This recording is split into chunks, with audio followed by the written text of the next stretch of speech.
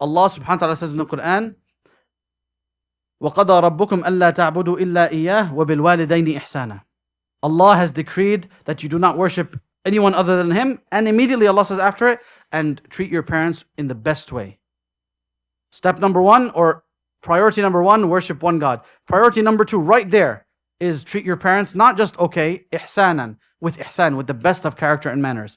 Look, Allah understands that nobody has perfect parents. It's pretty rare. Your parents are going to have their flaws, they're going to have their traumas, they're going to have their mistakes that they grew up with, but you have to bear it with more patience. They took care of you, they changed your diaper, they woke up at night when you were crying and held you and rocked you to sleep when they had work at 7 a.m. They did that for years and years and years without ever asking you for thanks.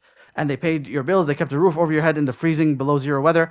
They took you to zoos and this and that when you were younger. Now that you finally come of age and you're a little bit independent, and sooner you get more independent, you're like, oh my God, I have to put up with them.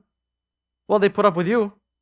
You know, any noble person, man or woman, male or female, they understand that you, at the very least, you repay your debts.